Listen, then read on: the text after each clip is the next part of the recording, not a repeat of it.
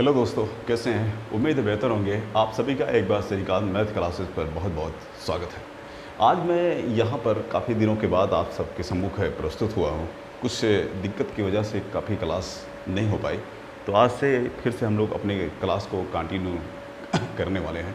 तो यहाँ पे मैं आज छोटे छोटे 2 सवाल लेकर के आया हूँ आप लोगों से मुलाकात करने, और कुछ ऐसे सवाल जो बड़े कन्फ्यूजन के विषय होते हैं मैं उसे बताने के लिए आपके सामने प्रस्तुत हुआ हूँ।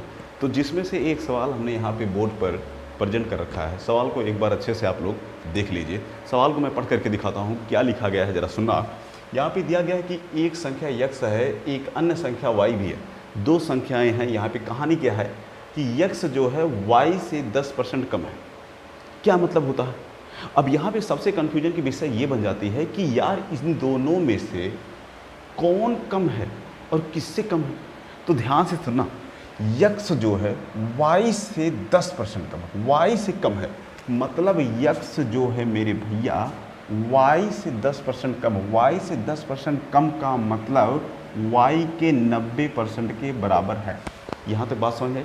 मतलब x जो है y से 10% कम होने का मतलब y के 90% के बराबर है। समझ में बात आ गई? चलिए, एक समीकरण आपका यहाँ से तैयार हो गया। आगे चलते हैं। आगे दिया गया कि y संख्या जो है 125 से 10% अधिक है। कौन सी संख्या सर?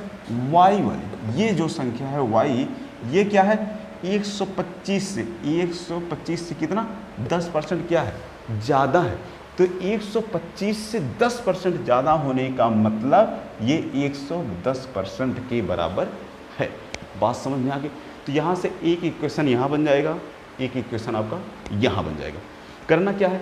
x निकालना है कि x किसके बराबर है। मैंने 4 ऑप्शन दे रखे हैं, चारों में से किसके बराबर आएगा ये चीज़ आपको निकालना है। तो क्या करते हैं कि यहाँ से y की वैल्यू निकाल लीजिए आप आराम से, और ला करके यहाँ पे रख दीजिए, आपका काम बन जाएगा। या तो आप ऐसा करिए, डायरेक्ट y की जो वैल्यू आई है यहाँ पे ला करके रख दीजिए। अगर आप ऐसा करते हैं तो आपको 125 और गुणे में 110% और ये गुणे में 90% नोट कर लेंगे। आगे चलेंगे, थोड़ा सा इसको हल करेंगे। कैसे? 125 को 125 रहने दो, 110 को 110/100 कर लेंगे, 90 को लिख लेंगे 90 और बटे में 100, 90 को लिख लेंगे 90 और बटे में 100। इतना बन जाएगा, कोई तकलीफ नहीं। हल करेंगे तो यहाँ से 0 0 कैंसिल आउट हो जाएगा, और ये 25 25 और ये 25 चौके 100 आपस में कट जाएंगे।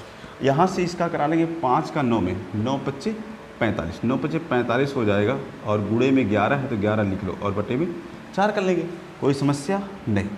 आगे करेंगे 11 25 55 हो जाएगा, हासिल 5 बचेगा, 11 चौक 44, और 44 में जब 5 आप जोड़ेंगे तो 44 5 जोड़ के हो जाएगा 49, और बटे में आपका 4 बच जाएगा, उससे हम लोग नोट कर लेंगे। इसको जब काटेंगे तो ये कट करके आपका बन जाएगा 123.75। मतलब ये x की वैल्यू आपका लास्ट में निकल करके आ जाएगी। और ऑप्शन पे चलेंगे तो ऑप्शन नंबर डी वाला आपका राइट हो जाएगा। कोई दिक्कत यहाँ तक? मुझे उम्मीद है आपको समझ में आया होगा। मिलते हैं अगली वीडियो में।